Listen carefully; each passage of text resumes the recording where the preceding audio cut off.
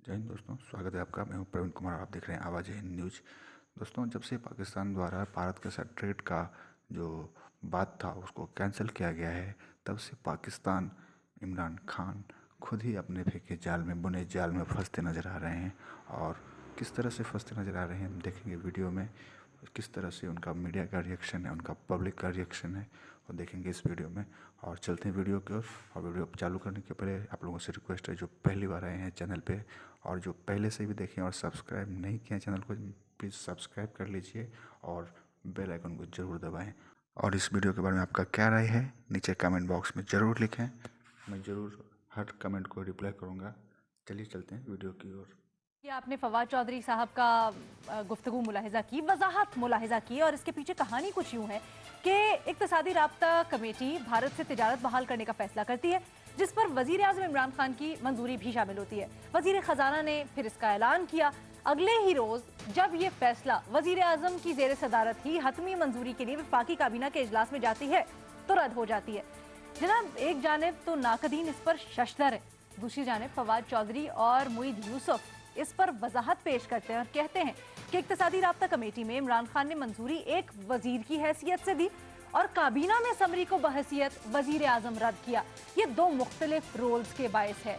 तो इसी वजाहत पे हमने कुछ सवाल यूँ रखा है कि जो दोनों वज़रा एक मुआविन खुसूसी हैं, वजाहत पेश कर रहे हैं कि वज़ीर आज़म या इमरान खान के जो मुख्तलिफ रोल्स हैं दो मुख्तलिफ जगहों पे, इसके बायस ये कन्फ्यूजन हुई और ये नतायज सामने आए, और जिसको सब ने कहा कि मिसमैनेजमेंट है, मिसकम्युनिकेशन है, और मुख्तलिफ पैराओं में इसको हमने डिस्कस भी किया 3 रोज़। तो क्या ये वजाहत दुरुस्त है, हाँ या नहीं? के ऑप्शन है हमारे एनालिस्ट के पास। आज पैनल पर हमारा साथ दे रहे हैं इरशाद भट्टी साहब, मज़हर अब्बास साहब, महमद सरफराज साहिबा और रसूल बख्श रई साहब। भट्टी साहब वजाहत दे रहे हैं मुआविन खुसूसी और वफाकी वजीर फवाद चौधरी साहब, दुरुस्त है?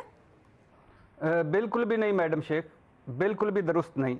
वो है ना बिलावल भुट्टो साहब वाला कि जब पानी आता है तो बारिश आता है, जब बारिश आता है तो पानी आता है, जब ज़्यादा बारिश आता है तो ज़्यादा पानी आता है। यहाँ ज़्यादा वजारत होता है तो ज़्यादा कन्फ्यूजन होता है, जब ज़्यादा बातें आगे बढ़ता है तो ज़्यादा बात ख़राब होता है।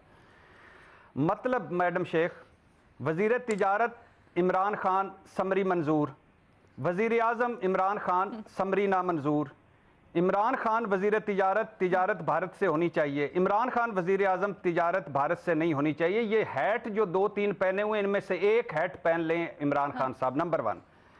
अब 3 लफ्ज़ ज़हन में रखिएगा: बनाना रिपब्लिक, सर्कस, अकल से पैदल फैसले। बनाना रिपब्लिक, सर्कस, अकल से पैदल फैसले। 1 साल पहले, अब मुझे और कोई इन चीज़ों पे 4-5 चीज़ों पे कोई वजाहत दे दे तो मैं मान जाऊं। 1 साल पहले हमारे पास गंदम वाफर है, ये काबीना और वजीर आजम कह रहे थे गंदम एक्सपोर्ट कर दो, वजीर आजम ने कह दिया। 1 साल बाद गंदम खत्म हो गई है, वजीर आजम साहब ने बताया, और गंदम इंपोर्ट कर लो। 1 साल पहले चीनी बहुत है, वजीर आजम साहब ने कहा एक्सपोर्ट कर लो। 1 साल बाद चीनी नहीं है, वजीर आजम साहब ने कहा इंपोर्ट कर लो। मुझे गंदम, चीनी और एनर्जी सेक्टर पर गलत ब्रीफ किया जाता रहा, यह भी वजीर आजम साहब ने कहा। किसने गलत ब्रीफ किया? किसी को कोई सजा कुछ भी नहीं। अच्छा, आगे आ जाएं। खुद ही शहबाज शरीफ को कोट लखपत जेल से निकाल कर पीएसी का चेयरमैन बना दिया, खुद ही कह दिया वजीर आजम साहब ने, कह रहे ये तो जमहूरियत से मजाक है। आगे आ जाएं। नवाज शरीफ साहब को 6.5 घंटे के काबीना के इजलास में खुद ही रहम फरमाकर बाहर भिजवाने की मंजूरी दी, खुद ही भेजने वालों के खिलाफ तहकीकात और इन्वेस्टिगेशंस और उस पर एतराज़ात लगा दिए वज़ीर आज़म साहब ने। आगे आ जाएं। अद्वियात स्कैंडल आया, आमिर कियानी को उठाकर बाहर फेंक दिया, कुछ अरसा बाद खुद ही उनको पार्टी सेक्रेटरी जनरल लगा दिया। आगे आ जाएं। कोलालमपुर कॉन्फ्रेंस में मैं जाऊंगा, मुनक़द करवाएं, उर्दवान और महातिर मोहम्मद से कहा। मैं दबाव पड़ा तो कहा मैं मलेशिया नहीं जाऊंगा। दोबारा कहा मेरा मलेशिया जाकर के मेरा मलेशिया ना जाना, कॉन्फ्रेंस में शिरकत ना करना गलती थी। तीनों बयान वजीर आजम के। आगे आ जाएं। 2-2.5 हफ्ते पहले हफीज शेख अच्छे थे, इनकी पॉलिसियां भी अच्छी थी और इमरान खान इन्हें सेनेटर बनवा रहे थे। 2-2.5 हफ्ते बाद वो हारे। हफीज शेख वजीर आजम से मिले, कहा मैं हार गया हूं, आप इजाजत दें, मैं इस्तीफा देता हूं। वजीर आजम ने कहा तुम्हारी जरूरत है मईशत को, मुल्क को, कंटिन्यू करो। चंद दिन बाद इसे फारग कर दिया, सारी खराबियों के जिम्मेदार ये हो गए, और फारग करते हुए ना मिले ना एक कप चाय पिया, ये भी वजीर आजम का। آپ کو یاد ہوگا ڈالر ایک دم اوپر گیا تو اسد عمر نے ایک پروگرام میں کہا کہ میں نے وزیر اعظم کو بتا دیا تھا. وزیر اعظم سے پوچھا گیا تو انہوں نے کہا کہ مجھے کسی نے نہیں بتایا. آگے آ جائیں.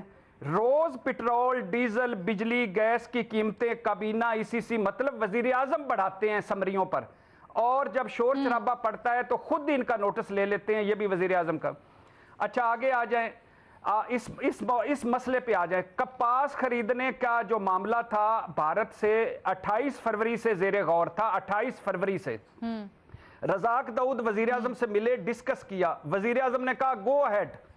ابھی پھر بعد میں ECC اجلاس ہوا، رزاق داؤد سمری لائے، اسد عمر نے اعتراض کیا. رزاق داؤد نے کہا مجھے وزیر اعظم نے گو اہیڈ دے دیا ہے.